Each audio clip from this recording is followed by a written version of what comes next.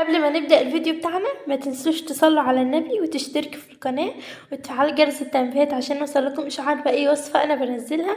ويلا بينا نعمل احلى هوت شوكليت في اللذيذ والسريع منه كده وحلو جدا. شايفين القوام القمر حلو قوي، هيدفيكوا في الشتاء اللي انتوا شايفينه ده، وسريع ومكوناته بسيطة وبيتعمل حوالي 10 دقايق كده، بياخدش اي وقت يعني، والله ما بهزر ولا يعني بطبل لنفسي، بس هو فعلا حلو قوي، مبياخدش اي وقت وحلو جدا، وبجد مكوناته سهله والله، وموجوده ان شاء الله في كل بيت وحلوه قوي. يلا بينا نبدا اوريكم هنعمل الجمال ده ازاي. هنجيب الحله بتاع الست الوالده بتاعتنا القمر بتاعتنا دي، هنجيب 10 معالق لبن بودر، حوالي نص كوبايه لبن بودر.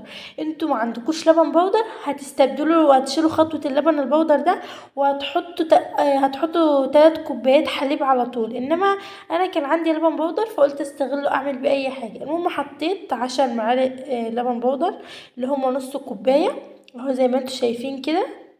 هنجيب بقى 3 معالق سكر زيكم كده يا سكر، لو عايزينه مسكر اكتر من كده حطوا 4 معالق، بس هو كده حلو ومعتدل. هنحط معلقه كبيره نشا زي ما انتوا شايفين كده. هنحط 3 كوبايات ميه، انتوا طبعا لو عندكم حليب هتحطوا 3 كوبايات حليب على طول وتشيلوا اللبن البودر ده خالص، انما انا هحط 3 كوبايات ميه، وربع معلقه صغيره قهوه سريعه الذوبان او اي قهوه عشان تعزز النكهه معانا. وهنحط معلقه كبيره كاكاو خام اللي هو الكاكاو اللي هو من غير سكر.